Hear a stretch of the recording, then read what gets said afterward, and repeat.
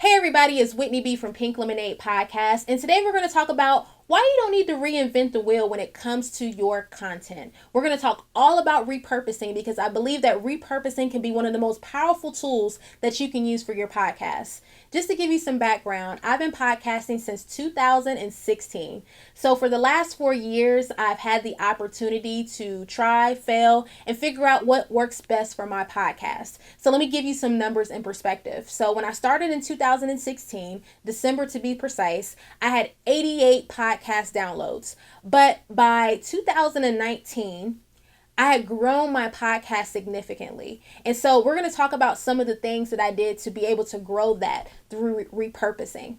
So beginning as a podcaster, one of the things that really kind of took me for a loop was the process of being consistent. We get excited and we want to create content, and a lot of times we don't recognize how hard that can really be. So being consistent was something that I struggled with initially because I had that mindset that I always had to be creating something new. And so because I always thought that I had to create something new, a lot of times it led to procrastination or it led in delays because I did not understand that I could use things that I had already created previously.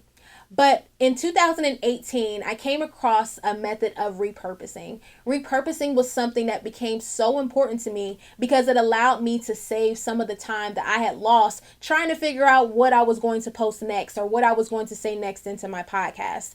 And as a result, with repurposing, it really allowed me to work smarter and not harder. And so for those of you who are not familiar with repurposing, repurposing is really the act of taking that original piece of content that you create and reusing it for another purpose. So I'll give you an example. So when I first started podcasting, I had an episode where I had like a checklist of things that people can do. And while people are listening, I decided to take that thing that they were listening via audio and turn it into something that was visual. So I created a checklist, I put it on my website, and people were able to access the checklist by putting in their email address. And when I did that, it did one of two things. It confirmed that it was content that people thought was good because it resonated because they came to download it because they only heard about it via the podcast. And the second thing was it offered me an opportunity to connect with my listeners outside of Apple, Spotify, and the other platforms that my podcast was located. This is really important, especially if you're just starting out, because you want to find a way to connect with your listeners. And the best way to connect with them is through email. So by me taking that content and repurposing it, it allowed me to connect with my listeners in a different way. So when you think about repurposing, I want you to think about a couple of different things because it's really important, and I'll tell you why it's important for you to do it for your show. For one, it helps you save time. Again, you want to work smarter and not harder, and you don't always want to constantly be churning out content. Now, if you haven't done so already, make sure that you incorporate breaks into your season. So most podcasts are set up in seasons where people are typically publishing 12 to 16 episodes per season. So that's a lot of content to create, right? So you want to make sure that you take a break. By repurposing, it allows you to get in there and to really put out good content in between as you decide and recalibrate. So it's really important to think about how you can use old content to kind of keep that flow going, because what happens, and I've seen this happen time after time with other podcasters, they'll have a great season, they'll go quiet, and we hear nothing from them again. You don't want to be that person. Instead, what you want to do is strategically look at your analytics to understand which content performed the best. Once you look at your analytics, figure out what content format best fits that podcast, so that way you can still continue to repurpose the content. Whether you're writing a blog post about an old episode, whether you are creating audiograms on social media, which are those little videos that you see with the sound waves with the words that pop up, those are all examples of repurposing. This will allow you to stay relevant, so when people are looking for you, they find you. Because at the end of the day, podcasting is one of the fastest growing industries, and it's projected to grow even more in the upcoming years. So it's really important that you think about, how do you stay relevant when it's time to take a break? This was something that was particularly hard for me because I had life challenges. I run a business. So, different things were happening that made me take breaks, but I recognized the importance of staying relevant. And by repurposing your content, it puts you on a track to do so. And then finally, another reason of why you should repurpose content is that you can really understand how to capture how people are finding you. So this is something that's really important because a lot of times we focus on creating a podcast, but in reality we can find other people who weren't essentially podcast listeners and they can create a path to find us. So let me give you an example. So let's say that you did create a blog post based on a podcast episode that you've done. What you can do is you can take the transcript from your podcast, and it's a great tool that you guys can use called otter.ai.com. It's a great tool because you're able to transcribe your podcast content for free. You'll have to do some light editing through a tool like Grammarly, or you put it in Microsoft Word, and then you can turn that into essentially a blog post. And what happens is, let's say someone stumbles across your site because they're Googling how to do something and your podcast or your blog post pops up. So essentially what can happen is they can click on your blog post, and what you can do is not only do you have that blog content that's based on the podcast, you can actually embed your episode right inside of that blog post. So it allows them to get what it is that they want, and then if they're new to you for the first time, they see, hey, this person has a podcast, and hopefully that leads them down the rabbit hole of wanting to learn more about what it is that you do. So this is really important, and it's a strategy that I think is really important to utilize. So again, you can capture an audience who may not have necessarily found you through some of the main podcasting platforms. So as you think about that, you're probably like, wait, okay, I want to repurpose. So how do I get started? So again, the biggest thing that you want to think about is think about your repurposing process. I always tell people when you repurpose, you want to think with the end in mind. And so essentially what that means is you want to look at the content that you create and you want to ask yourself, is this something that's going to be relevant in the next 2 to 3 months, in the next 5-10 years? So that's a really big part of repurposing. Now, this is really good for people who have things that are kind of abstract. So for me, I'm a podcaster. I talk about personal development and self-help. Those things are kind of evergreen. And what I mean by evergreen is it's something that people are always going to access. It's something that never gets old. But if you do a podcast, let's say you do a podcast about politics, the news, technology, those are things that change all the time, right? So there's still hope for you because you can always give updates on those specific things. You can always take old audio and then combine it with new audio to let people know what are the updates and changes since the last time that you've covered something.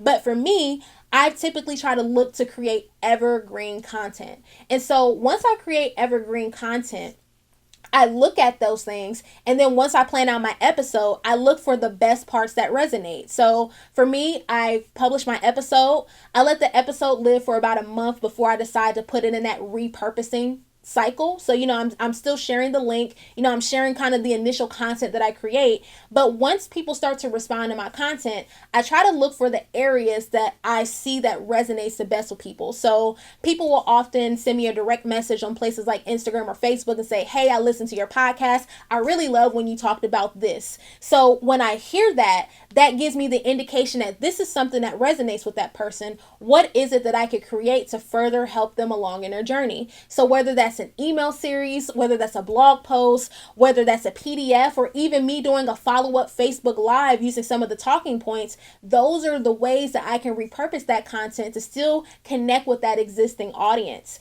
And then the other thing that I think is important, and this is just a little tidbit for you guys, as you are creating content, think about this, specifically with social media.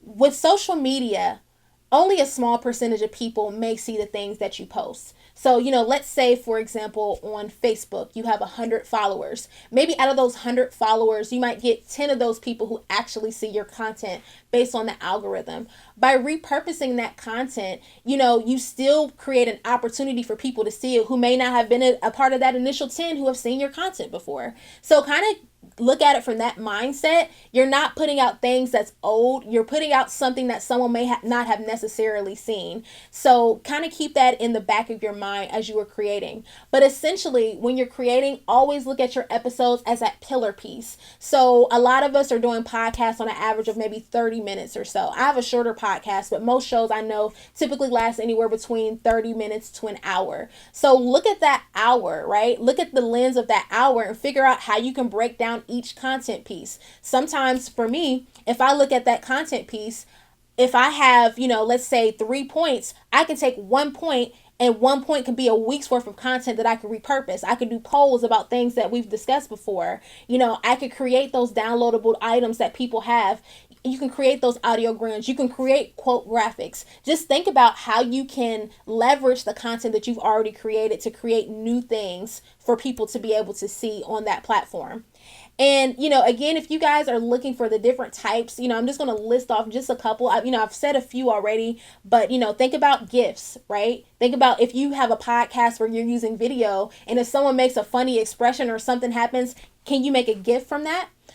Think about playlists. So a lot of my listeners listen to me via Spotify. So if you wanted to create a playlist of things that essentially are a part of a certain theme. So let's say if your podcast covers a certain theme and you have 10 episodes under that theme, put it into a playlist so people can listen to those things back to back. It doesn't mean that you have to create something new, but people are still able to listen to those episodes and get a feel for what it is that you do without you creating anything brand new.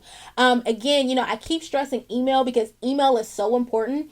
If you want, think about, is there an email challenge that you can create based off of a podcast episode? Can you turn a podcast episode into an email course? Those are all of some of the essential things that you can use as a podcaster.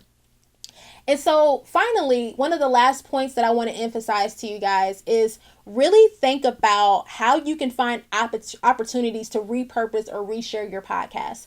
And so that boils down to social listening. So actively listening to what people are asking for. So for me, I try to be in groups on, let's say, a platform like Facebook.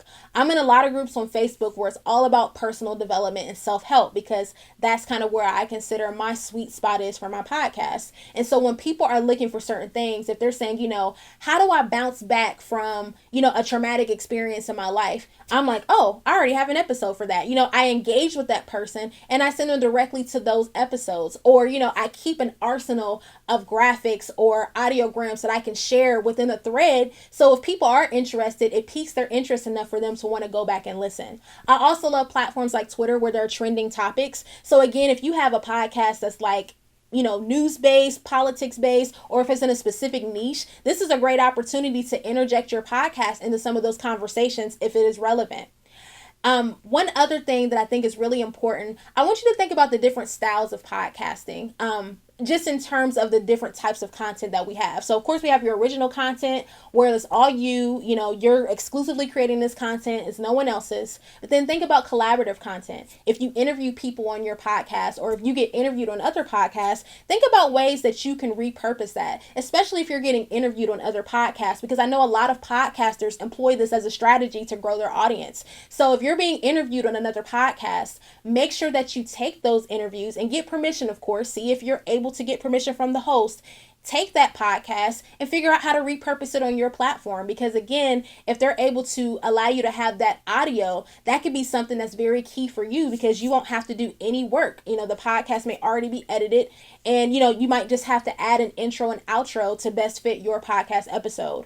And then finally, I really, really, really just want to emphasize to you guys that repurposing is really a process. It's something that it takes time to learn. If you're a newbie to podcasting, don't worry, get some episodes under your belt and really start to think about how you can leverage those episodes. Again, think with the end in mind. So even though, maybe you only have 3 or 4 episodes out right now, that doesn't mean anything. You still have the time to start thinking about how to plan your episodes to reuse them again into the future.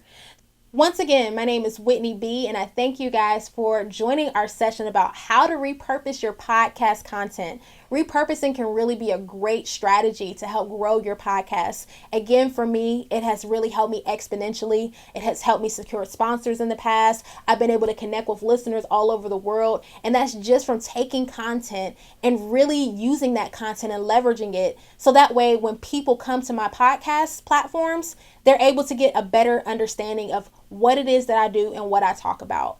So if you're interested in repurposing content, please make sure that you contact me, or you can utilize the PDF that will be included with this session. Inside of the PDF, I'll talk to you about the most critical things that you need to think about with your podcast, as well as give you some opportunities to understand how you can repurpose that content into other forms of content to reach your new and existing audiences. Once again, I thank you. I'm Whitney B, and I'll see you soon. Peace.